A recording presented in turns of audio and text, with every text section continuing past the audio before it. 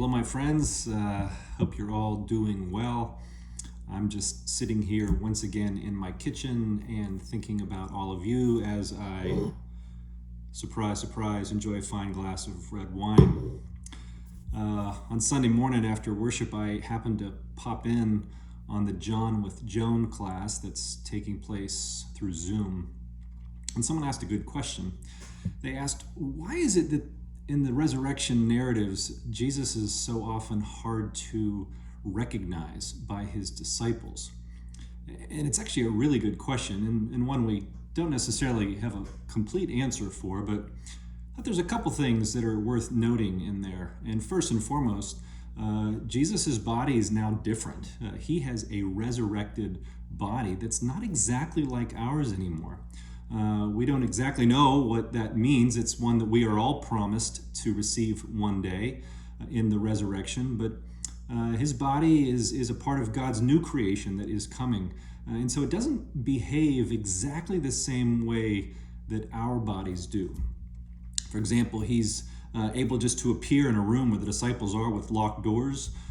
He can disappear again, but he's able to eat fish, he's able to be touched, they can talk with him, and sometimes they do recognize him. So there's clearly some continuity with his original body, but there's also some discontinuity as well. And it's not a perfect metaphor, but in some ways it's kind of like when you plant a seed in the ground, that seed grows into a tree or a plant. It's the same organism it always was, but clearly it becomes something very different from what it was. There's continuity and yet discontinuity, and that's not a perfect metaphor, but it helps, I think, in some ways. I think there's another really important factor with the disciples not being able to recognize Jesus. You know, we see two different times where they do recognize him. One is in the 24th chapter of Luke, when the two disciples are walking with Jesus on the road to Emmaus, and they stop for the night and they sit around a table to eat, and when Jesus breaks the bread, they recognize him, which I think is a strong message to us about the importance of gathering together in worship, especially around the Lord's table, that there Jesus reveals himself to us. But also in the 21st chapter of John, the disciples are out fishing once again and failing badly, and a man appears on shore and tells them to fish on the other side of the boat. And they do what the man says, and they end up catching so many fish, and they realize that this is Jesus who is speaking to them.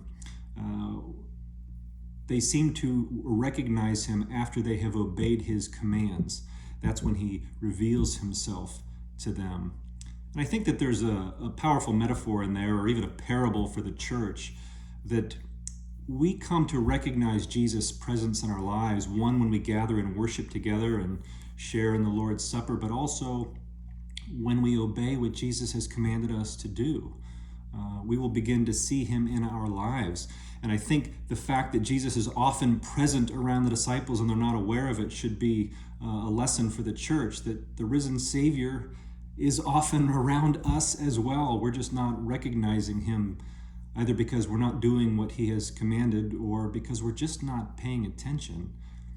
And I think if we're going to be faithful followers of Jesus, we need to start paying attention. And I think especially during this pandemic, when life has been turned upside down in so many ways, we have a special calling to pay attention to where Jesus might be showing up and speaking to us in places in our lives.